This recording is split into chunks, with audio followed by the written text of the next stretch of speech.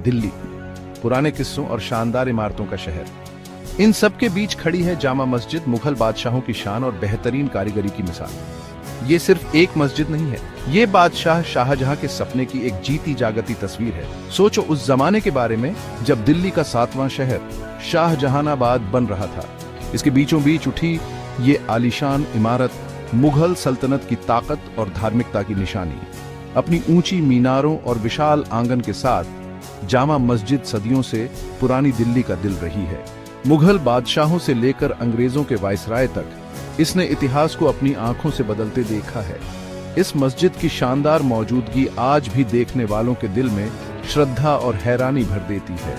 इसका लाल बलुआ पत्थर का मुखौटा, जिस पर कुरान की आयतें बड़ी खूबसूरती से उकेरी गई हैं, मुगल साम्राज्य की कलाकारी का जीता जागता सबूत है। मस्जिद का विशाल आंगन हजारों नमाजियों को जगह दे सकता है, जो मुगल साम्राज्य के पैमाने और महत्वाकांक्षा को दर्शाता है। दिल्ली की असली रूह को समझने के लिए जामा मस्जिद देखना बहुत जरूरी है। इसका शांत वातावरण शहर की भागदौड़ भरी जिंदगी से एक सुकून की जगह देता है।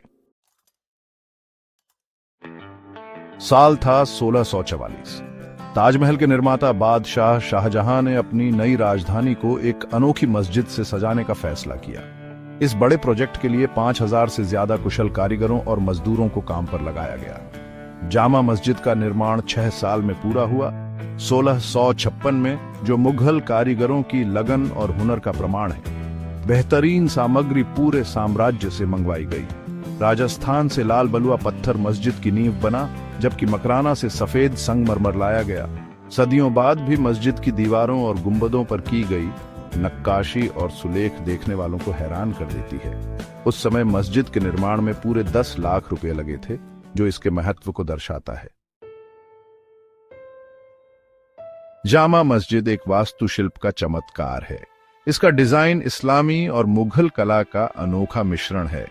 3 शानदार दरवाजे मस्जिद के विशाल आंगन में ले जाते हैं। 2 ऊंची मीनारें, प्रत्येक 40 मीटर ऊंची, मुख्य प्रार्थना कक्ष के दोनों ओर खड़ी हैं। इनसे शहर का मनमोहक नजारा दिखता है।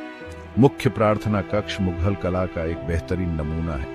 काले संगमरमर की पट्टियों से सजा हुआ केंद्रीय गुंबद हॉल के ऊपर बड़ी शान से उठा हुआ है। अंदरूनी हिस्सों को कुरान की आयतों से सजाया गया है, जो संगमरमर पर बड़ी खूबसूरती से उकेरी गई है।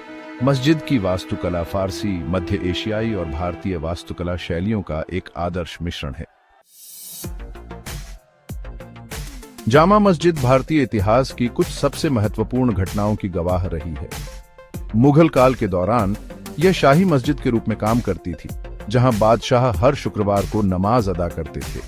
आप मुगल दरबार की शान शौकत की कल्पना कर सकते हैं, जब बादशाह और उनके दरबारी अपने सबसे बेहतरीन कपड़ों में आते थे। 1857 में भारत के पहले स्वतंत्रता संग्राम के दौरान मस्जिद पर कुछ समय के लिए अंग्रेजों का कब्जा हो गया था।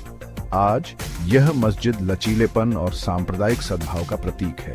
आंगन का खास तौर पर ईद जैसे त्योहारों के दौरान रौनक से भर जाता है, खुशी और एकता की भावना से। यह मस्जिद लाखों लोगों के लिए सुकून और प्रार्थना की जगह बनी हुई है। इसका इतिहास इसके हर कोने में गूंजता है।